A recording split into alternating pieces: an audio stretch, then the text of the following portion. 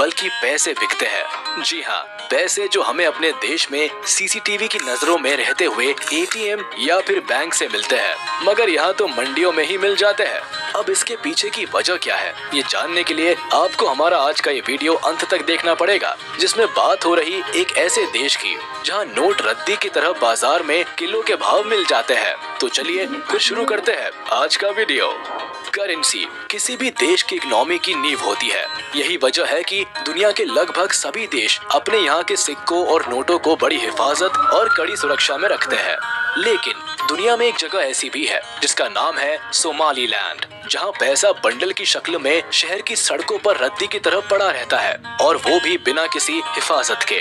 अब आप ये मत समझिए कि यहाँ राम राज स्थापित है और किसी को भी ना पैसे का लोभ है और ना ही चिंता।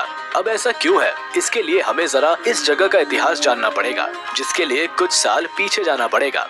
कुछ साल से मतलब कुछ साल ही है, यही कोई 3-1 दशक पहले।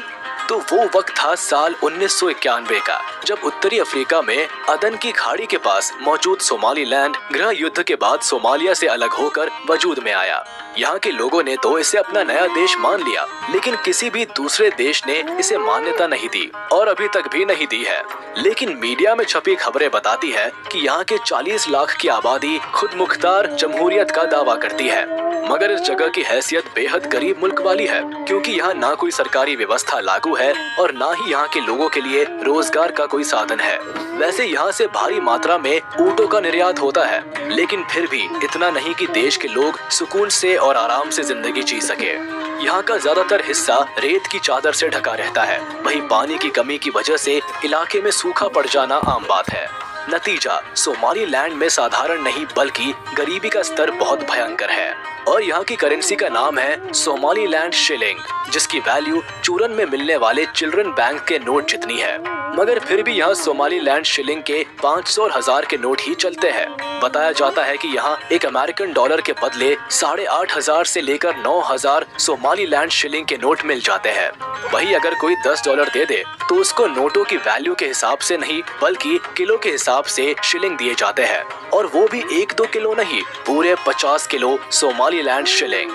वही अगर यहाँ किसी को सिगरेट की तलब लग जाए और उसे एक सिगरेट खरीदनी हो तो उसे हमारे यहाँ की तरह 10 या फिर 20 या 22 रुपए नहीं बल्कि पूरे 500 या फिर 1000 शिलिंग का नोट चाहिए होता है।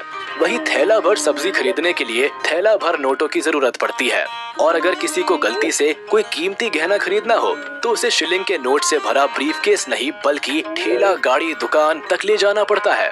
अब यहाँ हम आपको ई रिक्शा या फिर टेम्पो का उदाहरण भी दे सकते हैं, लेकिन दिया नहीं, क्योंकि यहाँ पर एक पहिए वाली ठेला गाड़ी सबसे ज्यादा चलती है। यही वजह है कि यहाँ की राजधानी कहीं जाने वाली हर्षिगा के बाजारों में अक्सर लोग ठेला गाड़ी पर ही नोट लाद कर चलते हुए नजर आते हैं। वैसे इस देश की एक खासियत भी है, यहाँ एक तरफ भारत जैसे विकासशील देश में कैशलेस व्यवस्था के लिए अभी भी जद्दोजहद चल रही है, तो वही यहाँ सालों पहले लोग कैशलेस हो चुके हैं, जिसके पीछे की वजह यह है कि यहाँ की करेंसी का डिवैल्यूएशन हो गया है, और करेंसी के रद्दी में तब्दील होने की वजह से लोग लेन देन कैशलेस करने में ही भलाई समझते हैं।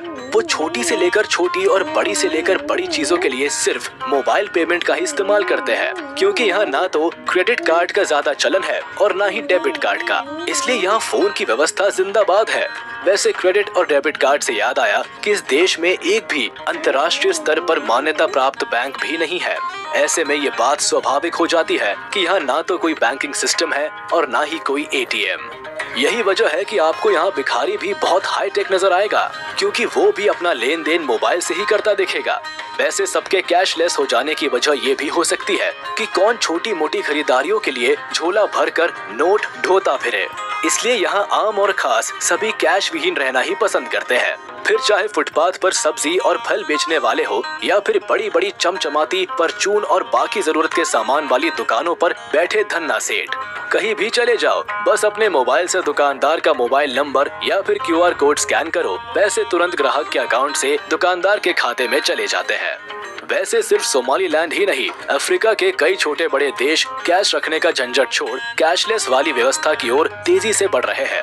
घाना, तंजानिया, युगांडा में भी मोबाइल बैंकिंग की क्रांति आ रखी है। इसी तरह केन्या में भी बड़ी तादाद में लोग M-पैसा के जरिए भुगतान कर रहे हैं। वैसे अब आप ये मत मान लीजिएगा कि कैशलेस हो जाना कौन सी बड़ी बात है। हमारे देश में भी तो कई बड़े शहर लगभग पूरी तरह से कैशलेस हो चुके हैं, मगर सोमालीलैंड की खासियत है कि यहाँ के शहरों के साथ साथ गाँवों में भी लोग नोटों को भूल चुके हैं।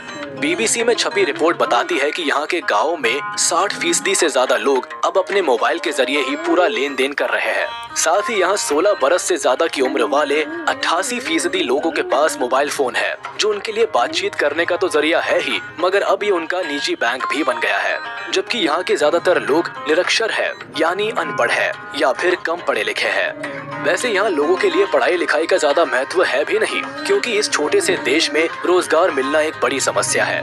यहाँ के लोग मछली पालन और छोटे मोटे कामों में लगे रहते हैं, जिसमें उनकी सिर्फ आजीविकता चलती है। साथ ही ये देश अपने टूरिज्म सेक्टर पर भी बहुत ज्यादा निर्भर रहता है। बताया जाता है कि सोमालिया में बीचेस और यहाँ काफी रहस्यमय गुफाएं और जंगल है, जिस पर रिसर्च चलता रहता है और शोध से जुड़े लोग